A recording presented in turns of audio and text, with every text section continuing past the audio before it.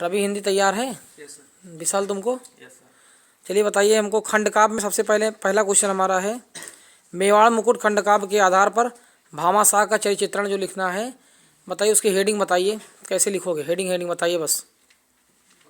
परम जानवीर जी। स्वदेश प्रेमी, फिर विनम्र, निष्ठावान। ठीक, और उनका याद है महाराणा प्रताप का? Yes sir. महाराणा प्रताप को बताइए। मातृभूमि के रक्षक। हाँ। फिर स्नेहमयी पिता। हाँ। दृढ़ संकल्पी। चलिए ठीक है। अब आइए पैराग्राफ सुनते हैं। चलिए बताइए कि कुसंग का जो बड़ा ही भयानक होता है, मित्रता कौन लिखा है? आचार्य रामचंद्र। चलिए पहले भी रवि बताएंगे, उसके बाद विशाल बताएंगे।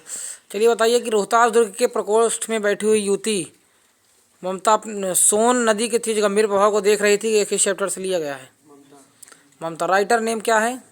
जयशंकर प्रसाद। चलिए तितली किसकी रचना है? जयशंकर प्रसाद। चलिए ठीक है। चरण कमल बंदो हरिराई, ये किस पैराग्राफ से लिया गया है? पद कौन लिखा है? सूरदास। सूरदास, ठीक है। चलिए तुम बताइए,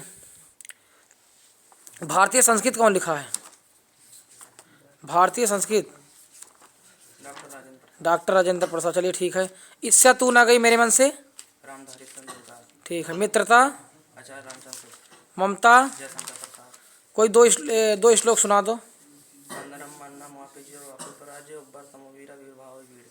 चलिए तुम एक सुनाइए, एक श्लोक रवि। सर्वे भवन्तु सुखिनः, सर्वे सन्तु निरामया, सर्वे भद्राणि पश्यन्तु मा कश्चित् दुर्भाग् भवेत्। चलिए ठीक है।